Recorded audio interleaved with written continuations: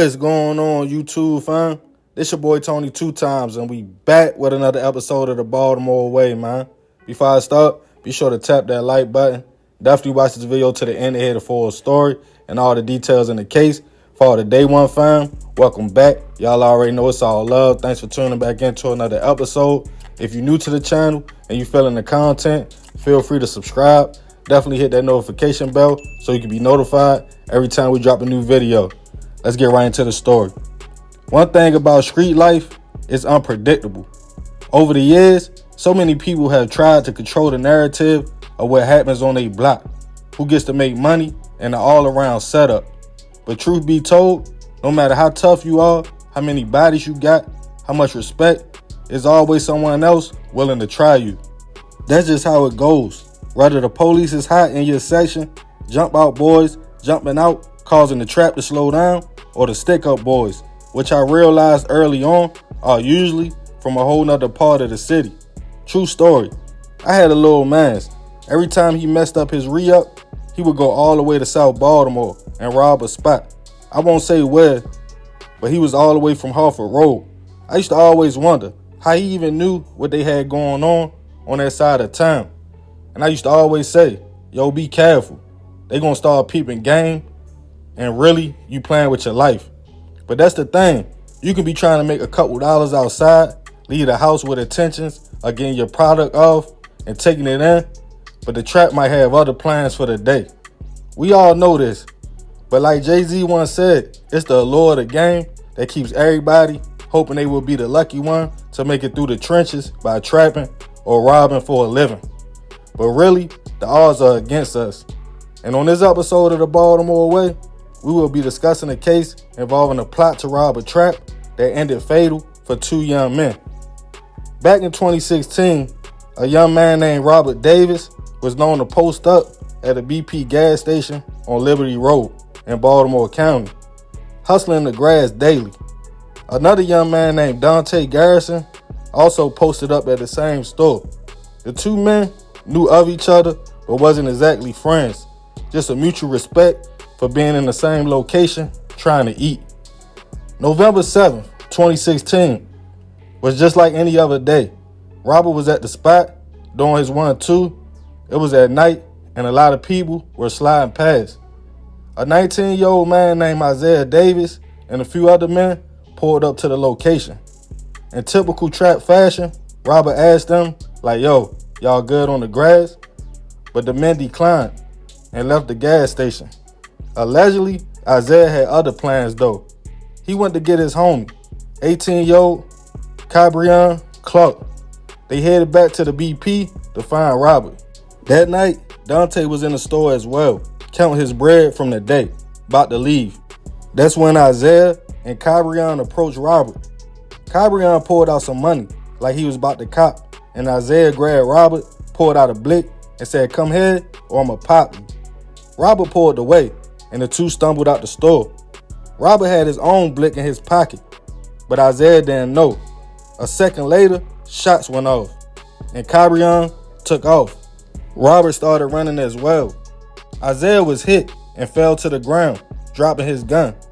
Dante, who saw the whole thing, walked out, saw the blick on the ground, grabbed it, and also started running. Not long after, him and Cabrion bumped heads, and Dante shot the young man before fleeing the area. Baltimore County Police were called about shots fired in the 6000 block of Liberty Road around 9:30 p.m. They found Isaiah laying in the parking lot of the BP. Not too far away, another man laying in the street on Tulsa Road. They would both unfortunately be pronounced gone at the scene. They were 19-year-old Isaiah and 18-year-old Cabrion.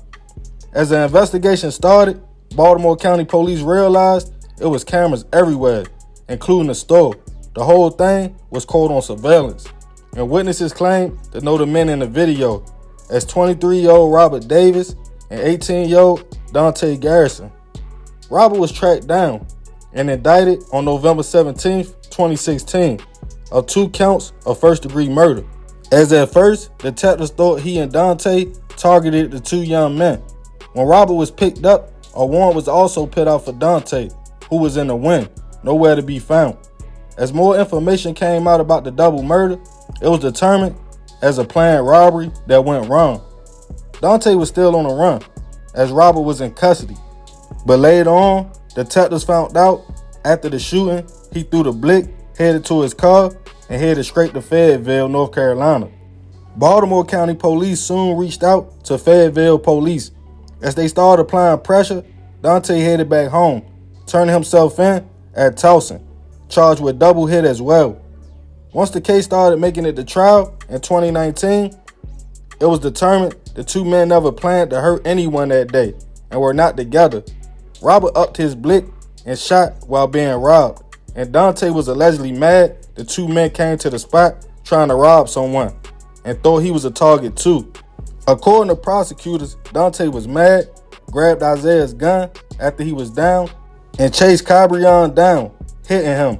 But Dante argued he was in fight or flight mode and didn't chase the young man down, stating he was running, heard footsteps behind him, and out of fear from what just happened, he turned around and shot, thinking Cabrion had a gun. But an investigation showed the young man had no weapon at all. Robert told his side of the story as well, that he often hustled at the store, kept a weapon for protection, and shot while being robbed. Eventually, Dante was found guilty of second-degree murder and sentenced to 20 years in prison. There's no information on Robert. He could have walked on this due to the circumstances of the situation. Rest in peace to Isaiah and Cabrion. I send my prayers and condolences to the family. I know everybody gonna say if they were out here on that type time, that situation should have happened. I get that in the laws of the streets. That's why I always ask, why play a game you can't win? If it's not the police, it's someone out there trying to get you. It's a rigged system. If more young men put that type of energy they all put into doing what they were doing into something else, it could change the game. I need everybody to understand. I know it's not a lot of resources in the streets. I get the whole thing. We are all products of our environments just trying to survive. The thing is, we got to stop trying to survive and start living. I heard a different story from y'all of 4 young soldiers who were fearless and probably could have done great things given the opportunity or outlet. But until we unite, while we think we out here winning, the higher ups in the city use us as pawns in a much more vicious game. While the city gets robbed of resources, the people get left fighting over crumbs. While people who do not even come from our environment watch us take each other out over blocks, corners, and pennies, lock us up, and laugh as we lay gone in the streets. But hey, that's the Baltimore way. Man, rest in peace them 2 young men. Crazy story, crazy situation. Like I said, man, when you wake up, you live in that kind of lifestyle, you go outside, you don't ever know what happened. Most people watch out for the police, but also you got to watch out for the stick-up boys. You even got to watch out for the sales. They might set you up. So yeah, man, it's a dirty game. Of course, you got to watch out for your homie. You feel me? But at the end of the day, allegedly, these 2 young men, Robert and Dante, ain't even know each other. They were just at the same location. You know, Dante could have grabbed the blick and went about his business. You feel me? But instead, allegedly, he chose to do what he did, and that's how the situation ended, man. Sad situation all around the board, man. But y'all already know, this is another episode of the Baltimore Way. I appreciate you if you made it to the end. This your boy Tony 2 times. It's all love, fam. I'm out. What's going on, YouTube, fam? This your boy Tony 2 times, and we back with another episode of the Baltimore Way, man. Before I start, be sure to tap that like button. Definitely watch this video to the end to hear the full story and all the details in the case. For all the day one fam, welcome back. Thanks for tuning back into another episode. Y'all already know it's all love. If you're new to the channel and you feeling the content, feel free to subscribe. Definitely hit that notification bell so you can be notified every time we drop a new video. Let me give y'all a little disclaimer. This case hasn't made it all the way through trial yet. This a requested video, and Shorty is innocent until proven otherwise. Let's get right into the story. Infatuation. That's a word that's slept on when it comes to relationships. The step that comes before love. When you are feeling a person's vibe so much, you want to be around them day in and day out. And if y'all do decide to make it official, Some people's feelings just grow stronger and stronger. My great grandmother used to laugh at me all the time when I was like 21 and dating. I'd be like, Granny, I'm feeling this girl. I think I'm gonna focus on this because it's love. She would quickly correct me and say, you only knew her for a few months. You're not in love, you are in lust or just infatuated. And when I think back about it, she was absolutely right. But of course, when you are digging a person and it's fresh, we are not trying to hear that at all. You want to go with your move and how you feel at the time. But the key point is making sure the feeling is mutual. People get into relationships for different reasons. Some might really like you, others are just passing time.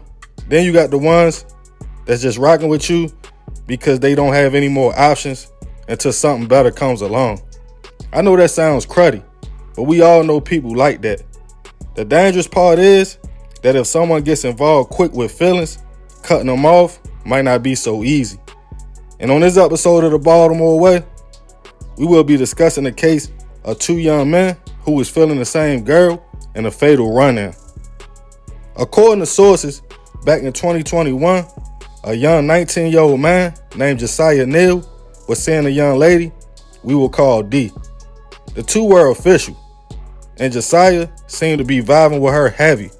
But of course, at that age, for whatever reasons, the relationship only lasted for 6 months. Josiah felt as though it was real love, and he wanted D back. He would call her and text her for another chance, but the young lady seemed as though she was done. Not long after, D started seeing another young man. At the time, 21-year-old Tayshawn David. Josiah wasn't feeling that at all and didn't take it lightly. At this point, it was clear D was headed into another relationship with Tayshawn, and the two were really feeling each other. At just 19 years old, you would think Josiah would just keep it moving on to the next. But he wanted what he wanted, and he wanted D back. The young lady had an apartment in the 5100 block of Curtis Avenue and Curtis Bay. And on October 15th, 2021, Josiah would make a decision that changed everything for all three of the young people involved. Allegedly, earlier that day, he would text D to try to reconcile the relationship, but the young lady didn't respond because she was with Tayshawn at the time. After receiving a few more messages, she hit Josiah back, in which she stated she couldn't talk. This is where, allegedly, the young man became furious, and Josiah texted back, "I'm gonna get rid of him." Not thinking anything about it, the new couple just continued with their day. But that night, things would come to a head. D and Tayshawn were in the apartment in the bed, not knowing someone was lurking. According to sources, Josiah was across the street from her building, but could see into her room from where he was standing. After seeing his ex in bed with another man, allegedly, the young man snapped, went up the apartment's fire escape, pushed open the young lady's window, and started letting off shots at the bed. Her and Tayshawn were laying in. Tayshawn realized he was hit and jumped up to run to the bathroom for cover, but not before allegedly grabbing his own blick and returning fire.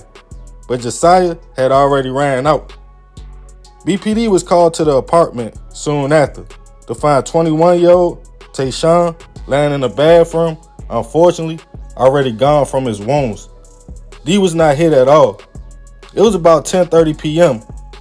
As shell casings were recovered, detectives looked around for other evidence and determined it was a cut and dry motive, a jealous ex-boyfriend who didn't want to see the young lady with anybody else. Later that night, BPD tracked Josiah down to Timonium, Maryland, and he was arrested and charged with first-degree murder, attempt, home invasion, conspiracy to commit murder, and also handgun violations. While awaiting trial, Josiah's bail was denied, and prosecutors informed his attorney they had footage showing the young man watching what was going on in his ex's bedroom with Tayshawn for over 7 minutes, and when he allegedly saw them getting ready to be intimate, he made his move. But Josiah's attorney argued The young man had certain learning and mental issues that wasn't addressed, and he was scared a hit would be put out on him while in jail. His lawyer then requested he be moved to protective custody. In May of this year, Josiah was offered a plea deal, a life in prison, in which him and his attorney turned down. At this time, Josiah is still awaiting trial and is innocent until proven otherwise. Rest in peace to Tayshawn. I send my deepest prayers and condolences to his family. This is a sad situation all around. 3 young lives changed forever. As far as Tayshawn, he didn't do nothing wrong. He lost his life for being a young man and liking a girl. If Josiah did make a decision like this off of 6 months of a relationship, that's crazy. That's not love.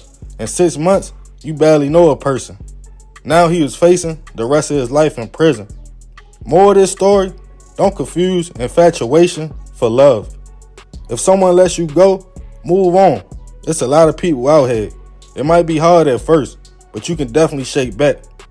Don't take out your anger on the next man or woman who doesn't even know y'all or the history of the relationship, because you are trying to prevent them from moving on. But if you get life in prison, they gonna be gone anyway. So don't crash out for love. Man, crazy story. You feel me? At the end of the day, man, like I said, Josiah is innocent until proven otherwise. Rest in peace to the young man, Tayshawn. I send my prayers to his family. That's a tough situation. You know, they tried to paint it out like a love triangle, but I don't think it's that. Allegedly, they trying to say that was his ex. That was Josiah's ex. So obviously the young lady was over him and she was moving on into another relationship. And sometimes, unfortunately, people can't handle that, man. But yeah, let me know what y'all think about this one in the comments. Y'all already know it's all love, fam. I appreciate you if you made it to the end. This is another episode of The Baltimore Way. This your boy Tony 2 Times. I'm out. What's up, YouTube fam? It's your girl, Mrs. Tony 2 Times, and I'm back with another video. In this episode of The Baltimore Way, I will be telling the story of an early Saturday morning in West Baltimore where a fight between a group of women turned deadly. Now, before we get into this video, please don't forget to subscribe to our channel if you're new here. Go ahead and click the notification bell to get notified every time we upload. If you're rocking with the content, smash that like button. Give us a thumbs up. Feel free to share this video with everyone you know. Make sure you watch until the end to hear the full story. All right, let's get right into it. In one of my previous videos, I talked about how anger that turns into uncontrollable rage can be deadly. In the heat of the moment, our emotions, combined with our fight or flight reflexes, can cause someone's life to be gone and a person spending the rest of their life behind bars. Well, for 22-year-old Michelle Johnson, a heated argument cost her and another woman their lives. On April 4th, 2015, at approximately 1:15 a.m., Baltimore police were patrolling the area of Edmondson Avenue by North Dukeland Street. Once they got to the 2800 block of Edmondson Avenue, police saw a group of women arguing outside a carry-out restaurant. The officers ordered the group of women to disperse and leave the area, which they did according to reports. In spite of that, just 15 minutes later, the group was seen again outside the same carryout. When officers stepped out of their patrol car, a young woman identified as 22-year-old Michelle Johnson took off running. Police chased Michelle for a block and a half before finding her hiding behind some dumpsters. Reports went on to say when officers handcuffed Michelle Johnson, they noticed what looked like blood on her clothing. The officers asked her if the blood on her clothing belonged to her, and she told them no, it was not hers. After apprehending Michelle, police returned to the scene and found 36-year-old Carla Harrison lying in a pool of blood with stab wounds to the stomach and chest. Another unidentified 30-year-old woman was also stabbed in the leg. Both were taken to the hospital. The 30-year-old who was hit in the leg suffered non-life-threatening injuries. Sadly, for 36-year-old Carla Harrison, she was not so fortunate. According to reports, she was jabbed 5 times and suffered 6 cutting wounds to her body. 2 of those jab wounds punctured Carla's heart, resulting in her untimely death. According to news reports, Carla Harrison was from the 3900 block of Edmondson Avenue. Police believe she and the other woman who was injured were involved in the altercation with the group of women. Officers took several persons of interest into custody at the scene for questioning. Hours later, Michelle Johnson, the woman who was found with blood on her clothing after she fled from police, was charged with murder along with assault charges. According to reports, no other suspects were identified. Detectives were able to recover surveillance video which showed a fight with Michelle Johnson holding some type of sharp object in her hand, making slashing motions. Officers did not find a weapon at the carryout restaurant. Detectives and relatives said the altercation started with an argument, but no one seemed to know why it escalated to its deadly outcome. Almost a year later, on March 29, 2016, Michelle Johnson, then 23, pled guilty to first-degree murder. According to reports, Michelle Johnson cried when she heard the sentence the judge announced he was planning to impose as a part of the plea agreement. The imposed sentence was life in prison with all but 35 years suspended and 3 years probation. She was set to be sentenced on April 28, 2016. Carla Harrison's grandmother told reporters that she hoped to get the justice she wanted for her granddaughter. The grieving grandmother said her granddaughter was killed for no reason and that it was senseless. At the time, she went on to say that Carla was an only child and her daughter, Carla's mother, was not well since she lost her beloved Carla. She said the loss was tough to handle and it was hard for their entire family. Rest in peace to Carla Harrison. My sincerest and deepest heartfelt condolences to her family and friends.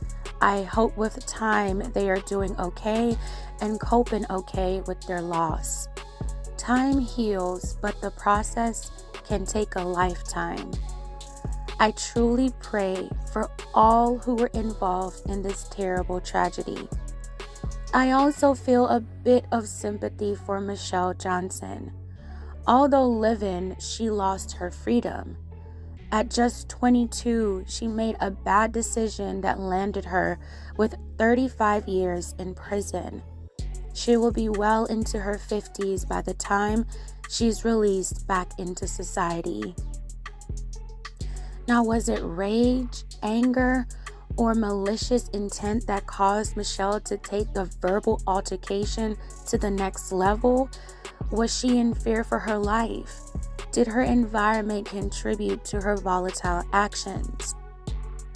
No matter the reasoning behind it, every action has a consequence. And that consequence can change your life and others for the worse. I know it's easier said than done sometimes, but let's try to think before we react. Many of us have been in situations where we feel we must fight or defend ourselves. But ask yourself, is the situation worth losing my life or freedom for? And if so, are you ready to risk it all?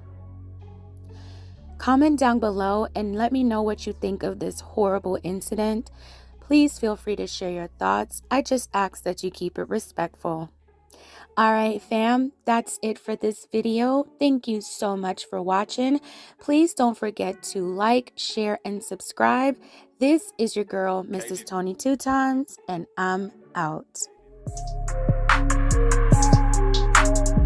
What's going on, YouTube fam?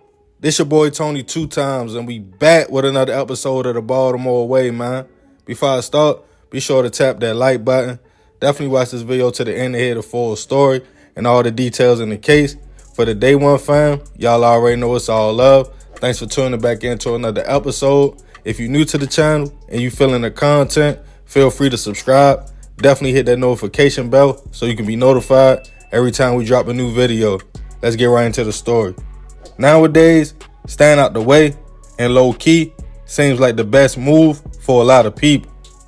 It's sad to say, but the more under the radar and less contact you have with others will usually leave you with less to worry about. Nobody not liking you for no reason or the way you move, taking on other people's problems when you got your own to deal with, or just eliminating the risk of any kind of negative energy or altercation. But I always tell my family, as someone who has lived in the trenches and the suburbs, nowhere is really safe and out the way. You always have to watch your surroundings. Make sure you peep every interaction, body language, and most importantly, never let your guard down. It's a sad reality when we are in a world where simple things that used to be considered normal, everyday routines can cost you your life. Like going to the grocery store or to the gas station for some Rellos on a late night tip. You just never know who you might run into and what type time they are on. I remember being like 22 years old, fresh out of prison. It was 2008. I bought a 1995 two-door Grand Am. In my mind, it wasn't much, just something to get me from point A to point B. I threw a CD player in there, tinted the windows, and was on the road. Just happy to be off that MTA. I used to be loose though, leaving the doors unlocked. Thinking to myself, nobody want my little hoop dog. But my mans used to always tell me, stop sleeping on people. What might not seem like much to you is everything to somebody who don't got it. And on this episode of the Baltimore Way, we will discuss the unfortunate case of a father and son gone on the same day from one fatal mistake. Back in 2021, 25-year-old Justin Walker and his father, 55-year-old Christopher Walker, seemed to have a pretty good life. According to neighbors, the two men worked hard, stayed low key. They would speak from time to time, but pretty much stayed to themselves. Being close, they even shared the home together in Rosedale, Baltimore County, in the 7400 block of Plainview Road, in a nice neighborhood. Everyone in the area said they felt safe in their little pocket of town and would even leave the doors open from time to time because it was a homeowner's block and everyone knew each other. But on October 11th, 2021, things would take a turn for the worse. That night, Justin left out of the family home to take a trip to a convenience store on Radke Avenue. After pulling up, Justin would make a simple mistake that would change everything. Not thinking too much about it, he left his car doors unlocked while running in the store. But two men were waiting in the cut with masks on and blicks in hand. When Justin hopped back in and started driving, the two men popped up from the back seat, allegedly up blicks and took over the vehicle. But it wasn't just a carjacking. One of the men took the wheel while the other held Justin at gunpoint in the car. They robbed the young man, asking for his bank card number, pulling up to the 3500 block of Pulaski Highway to use the ATM machine, pulling out Justin's money. Minutes later, they drove to a nearby Royal Farm store and one of the men bought 2 rolls of duct tape. After returning to the car, they instructed Justin to get him his home address before driving to his house, which was occupied by his father, Christopher, and a woman who was stated to live in a home as well.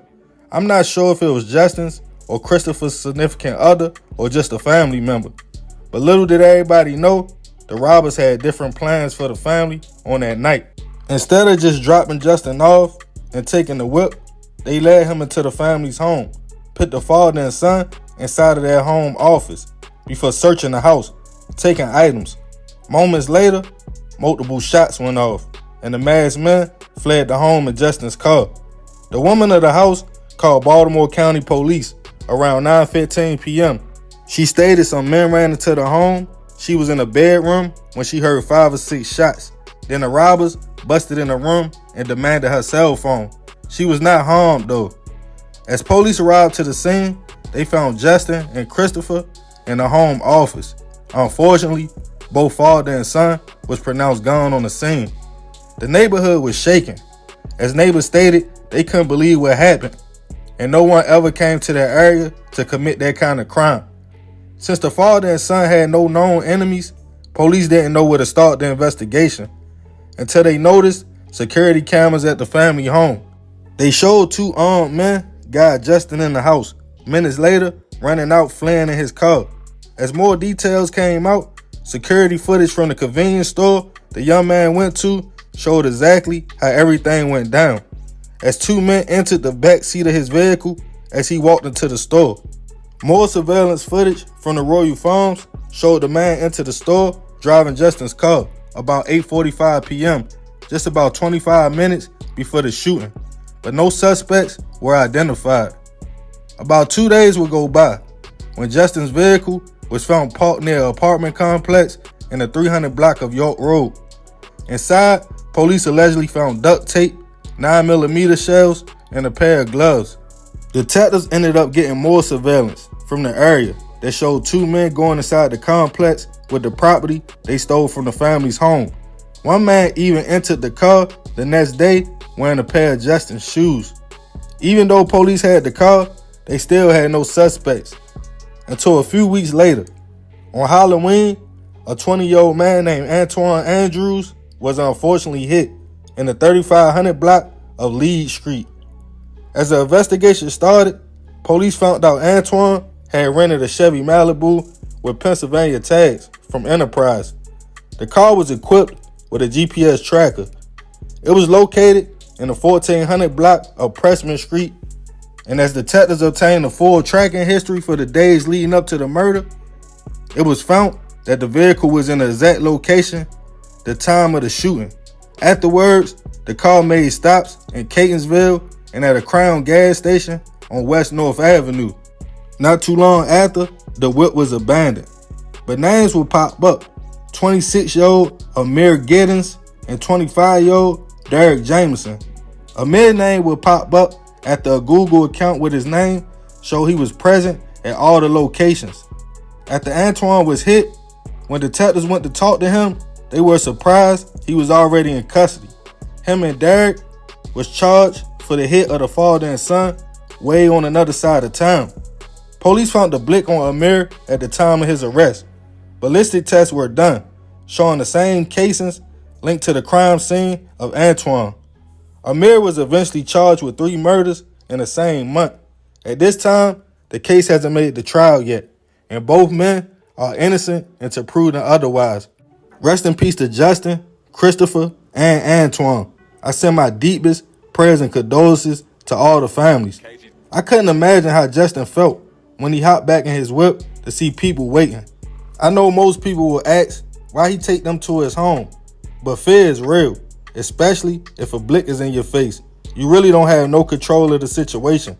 It sounds like a case of wrong place, wrong time, when robbers were lurking.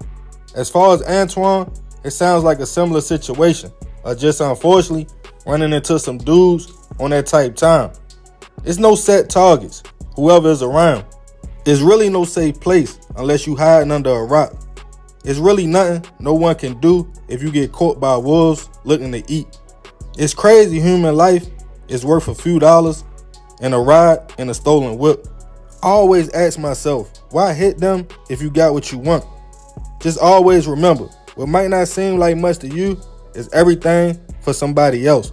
So watch how you move, because hey, that's the Baltimore way. Man, crazy story. Rest in peace to everybody that lost their life in this situation. You know, the father and son, Antoine. It's crazy at the end of the day. Like I said, man, these two men haven't been convicted yet. They innocent until proven otherwise. Y'all heard the story. I ain't gonna talk too much more about this one. Leave it in the comments. Definitely be respectful. Y'all already know it's all love, fam. This is another episode of the Baltimore Way. This your boy Tony 2 times. I'm out. What's up, YouTube fam? It's your girl, Mrs. Tony 2 times, and I'm back with another video. In this episode of the Baltimore Way, I'll be discussing the case of Tyra Phillips Womack, a beloved gospel radio host who tragically lost her life over a dispute with her neighbor. Before we get into this video, please don't forget to subscribe if you're new to our channel. Go ahead and click that notification bell to get notified every time we upload. If you're rocking with the content, smash that like button. Feel free to share this video with everyone you know. Make sure you watch until the end to hear the full story. All right, let's jump right into it. Tyra Antoinette Womack, professionally known as Tyra Phillips, was born on August 2nd, 1962. Tyra graduated from high school in 1980. She later attended college at the University of Maryland, Baltimore County. She graduated in 1984 with her BA in English Language and Literature. Ms. Womack also received her diploma in news and radio from the Broadcasting Institute of Maryland. In 1989, Ms. Womack began working for WEAA 88.9 FM as an announcer for the radio program Gospel Grace, which airs on Sundays. Tyra Womack was loved and revered in her community. Many looked forward to hearing her voice on Sundays as she filled the airways with updates from the church community, gospel's greatest hits, inspirational quotes, and uplifting messages. Not only did Ms. Womack volunteer at the radio station, she also worked as an administrative assistant at the U.S. Postal Service for over a decade, according to her LinkedIn profile. According to the Baltimore Sun, Ms. Womack and her family have been members of First Apostolic Faith Church in East Baltimore for several generations. Tyra sang in the church choir and took part in Sunday school weekly. Ms. Womack remained dedicated to attending church even during the height of the pandemic by logging on to online sessions faithfully. Ms. Womack and her son had lived at her home in East Baltimore on Albion Avenue for many years, according to reports. She and most of the residents in the area were well acquainted. However, there was one man who reportedly got into disagreements frequently with just about all the neighbors, including Ms. Womack. According to reports, the man had a long history of disputes with neighbors that spanned several years, with some disputes reportedly resulting in court cases.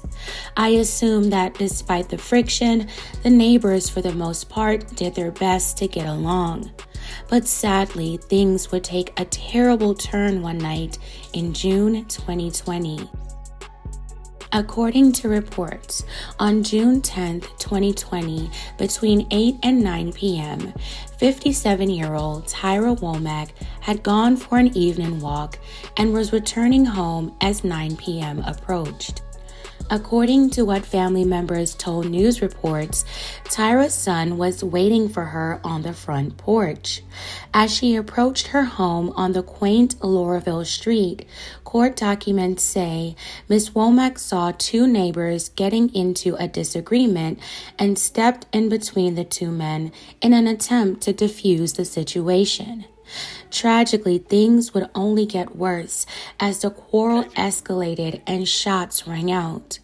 Tyra Womack had been hit multiple times during the dispute and was reportedly able to make it to a neighbor's house where they called 911. The alleged shooter had fled on foot, still armed, according to what witnesses said. According to reports, Baltimore police responded to the call for the shooting at approximately 8:52 p.m. in the 2400 block of Albion Avenue. First responders found Tyra Womack gravely wounded just steps outside of her home. She was rushed to Johns Hopkins Hospital for treatment. As the news spread about Tyra, her family and church family all gathered together in support and prayer outside Johns Hopkins as they waited to hear news of her condition. Sadly, medical personnel would have to break the devastating news that Tyra Womack had succumbed to her injuries. All who knew and loved Tyra would say that their hearts were broken. They were numb and or traumatized after losing her in such a tragic way. Tyra was explained to be one of the most unlikely people that something like this would happen to. As the family and community came together to remember and honor Tyra Womack, BPD had revealed that they had a person of interest, 56-year-old Richard Sylvester Green, who had later become a suspect. Police said Tyra Womack and Richard Green lived on the same block. 3 days after Miss Womack's passing, detectives had obtained an arrest warrant and were asking anyone with information about Richard Green's whereabouts to call police. According to reports, witnesses identified him as the man that did the unthinkable to Tyra. According to records, during the alleged altercation, police said Richard Green allegedly shot Miss Womack with a semi-automatic and then fled. Richard Green is also the person who allegedly always got into it with his neighbors. Miss Womack and Richard had also gone back and forth in court, according to what family members told reporters. Family members also alleged that things got so bad between Richard Green and Miss Womack to the point the police were called. Despite the past issues between Tyra and Richard, police did not release a motive.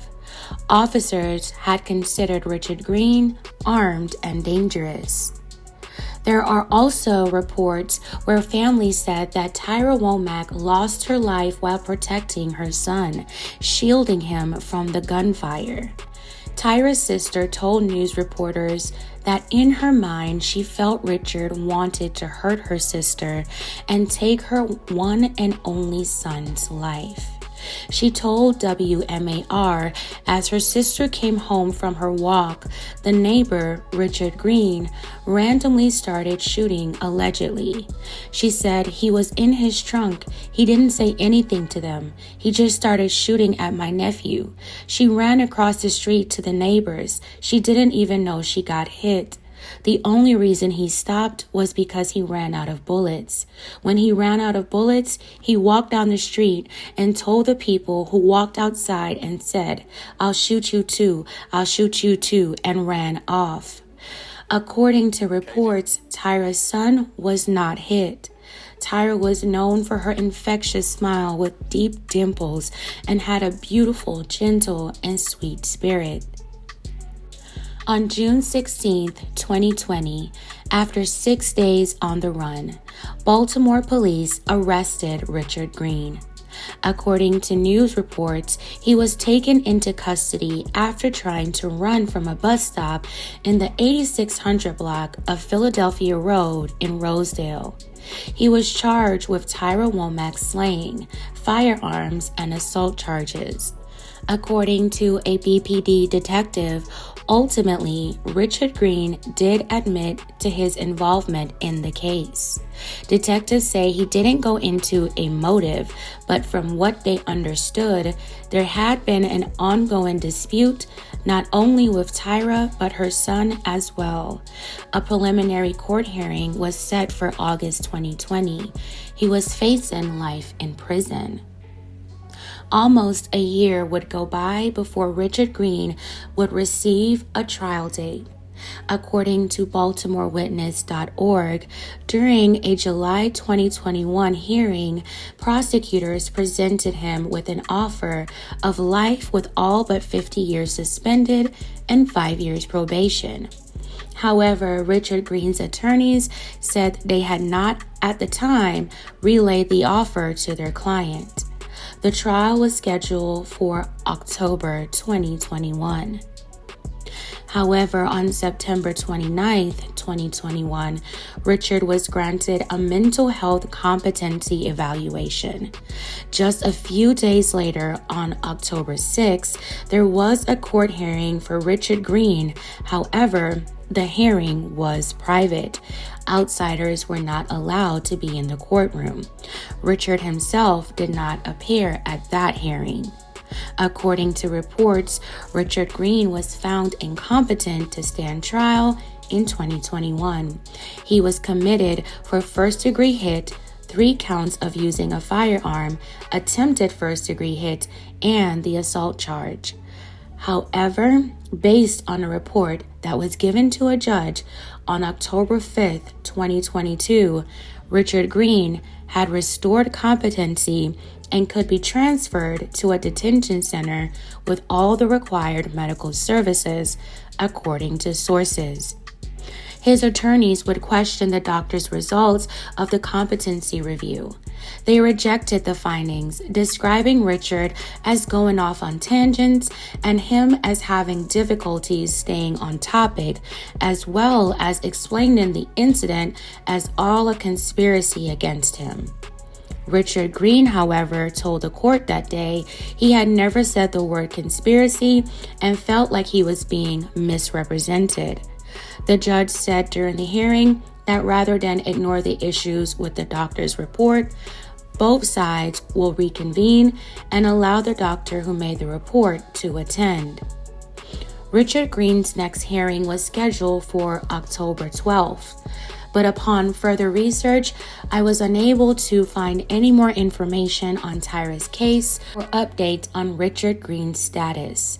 Now, what does it mean that Richard Green's competency is restored?